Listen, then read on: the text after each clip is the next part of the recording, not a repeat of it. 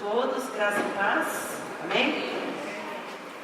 É um privilégio estar aqui com vocês para ministrar esse curso, né, essa capacitação. Quando eu ministrei lá em Jaraguá do Sul, o pastor Adão ficou sabendo, e aí ele entrou em contato comigo e falou assim: ai, pastor Antônio, você precisa muito ir lá ministrar esse curso. Só que lá eu ministrei todas nas quartas-feiras à noite, então foram 10 quartas-feiras à noite. Então o curso ele é bem extenso, a gente vai procurar dar uma enxugada nele, né, resumir um pouco, para a gente conseguir concentrar nesses horários que nós temos disponíveis, né?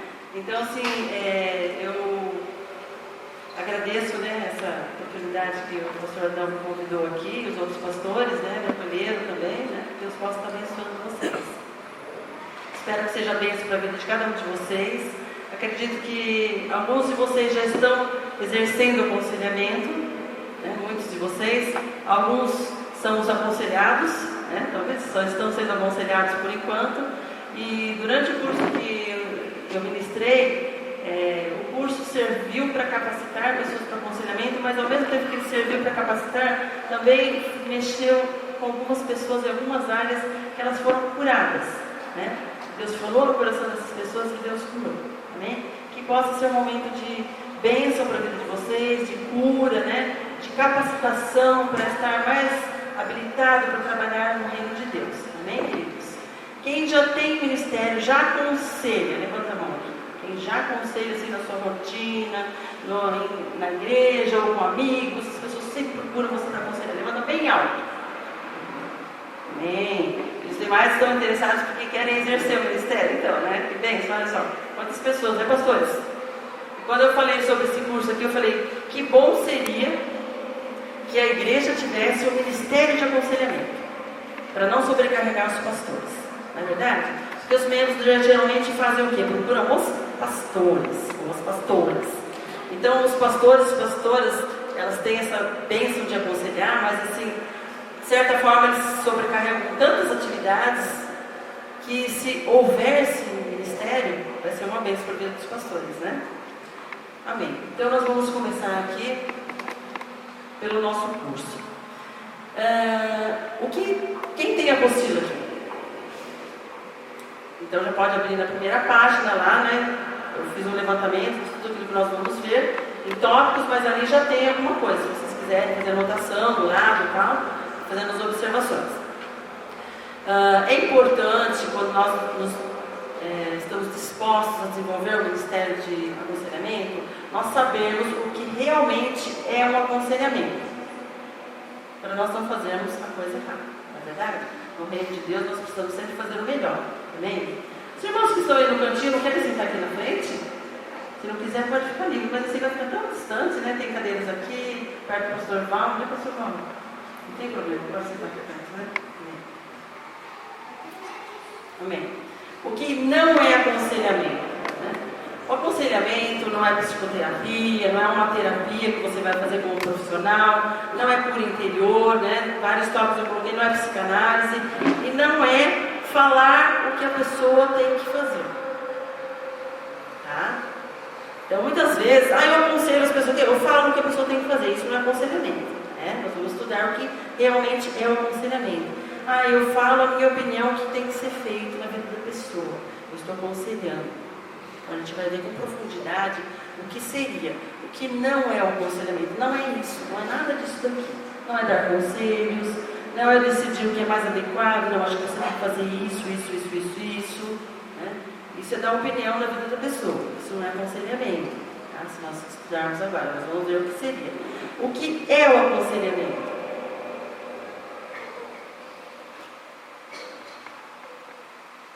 Eu peguei uma definição aqui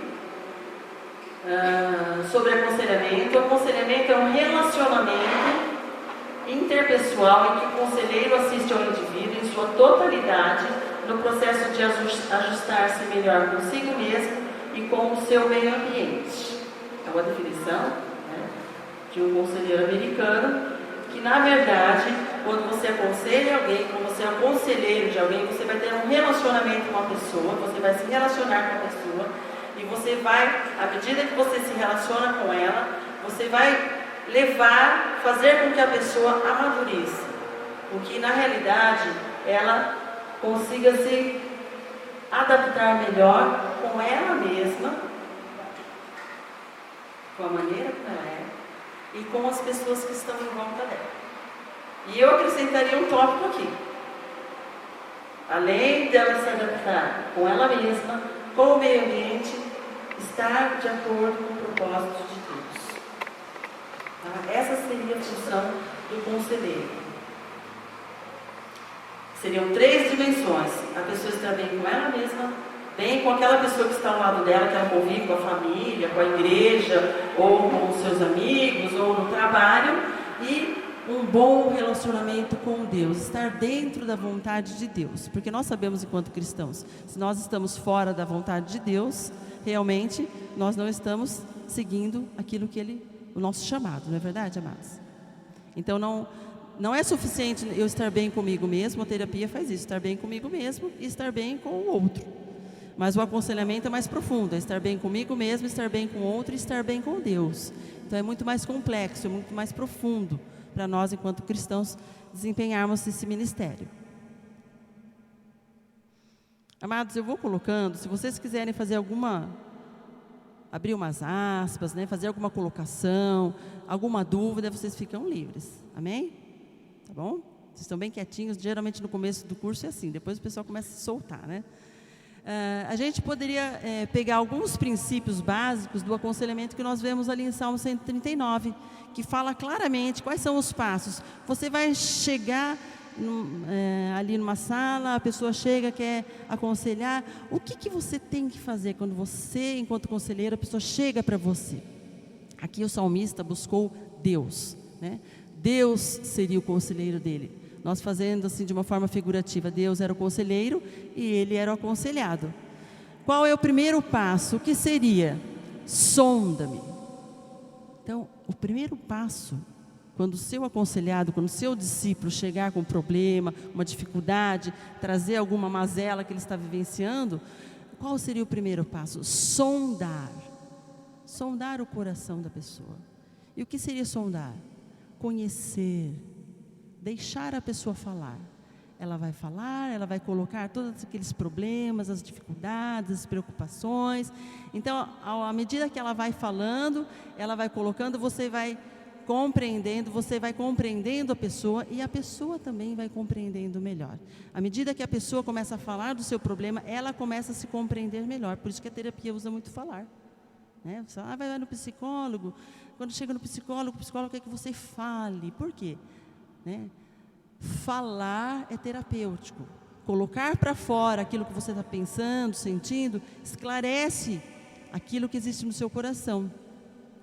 E à medida que você vai sondando, que você vai deixando a pessoa falar, você vai conhecendo o seu discípulo, você vai conhecendo o seu aconselhado, ele mesmo vai se conhecendo, ele vai descobrindo as intenções do coração, o que vai por trás daquelas dificuldades, o que está acontecendo com seus sentimentos, né? Porque nós sabemos que, na verdade, o que nós precisamos muitas vezes, enquanto conselheiros, proporcionar à pessoa o quê? Trabalhar o quê? É o fato? É a realidade? É aquilo que está acontecendo? Ele brigou com alguém, tá? Mas ele brigou com alguém. O que levou essa pessoa a brigar com alguém? Brigar é somente um reflexo. É só aquilo que nós vemos, que está estampado. Mas o que estava no coração dele quando ele brigou? O que ele sentia? Alegria e amor? Quando nós brigamos com alguém, o que nós sentimos? O que nós sentimos quando nós brigamos com alguém?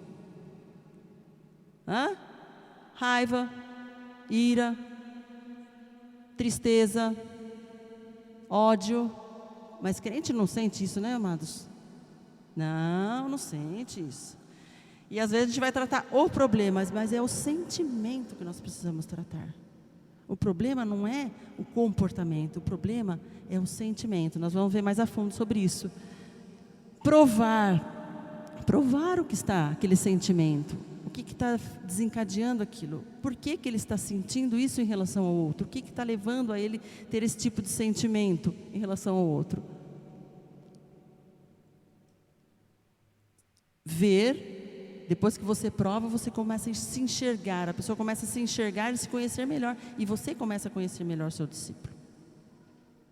Então, quanto menos você, enquanto conselheiro, falar, mais você vai conhecer o seu aconselhado. Se você falar muito, você não vai conseguir conhecer o coração dele, tá?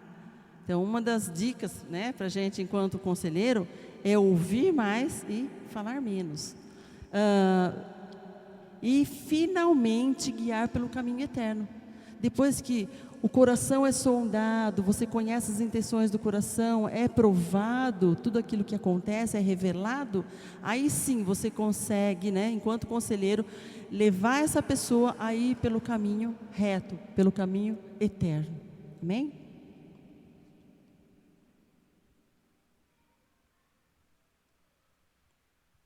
Então, resumindo ali esses tópicos que eu falei, conhecer o coração, primeiro passo, conhecer o coração da pessoa, renovar a mente através da palavra, modificação dos sentimentos, modificação do comportamento e conduzir à maturidade. Então, amados, muitas vezes não adianta nós queremos mudar o comportamento da pessoa, fazer com que ela não faça mais aquilo, não reaja mais daquela forma, se nós não chegarmos no âmago da coisa, na causa daquilo que está acontecendo. Vocês estão me compreendendo? Está dando para entender? Vocês estão olhando com uma carinha bem assim, não sei se vocês estão entendendo. Está dando para entender? Tá, então eu vou usar um exemplo, vamos usar um exemplo prático.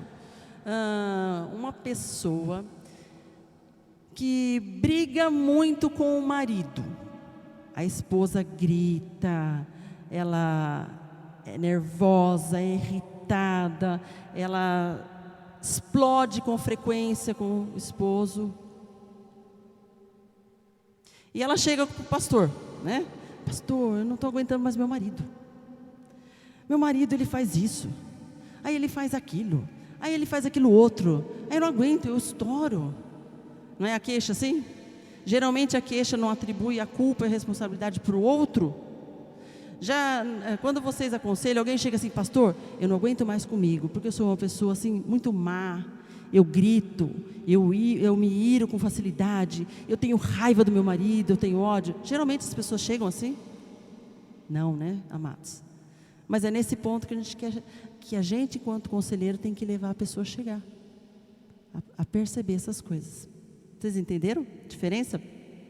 Quando eles chegam com um fato, uma situação, uma crise existencial que existe entre ela e uma pessoa, geralmente, né?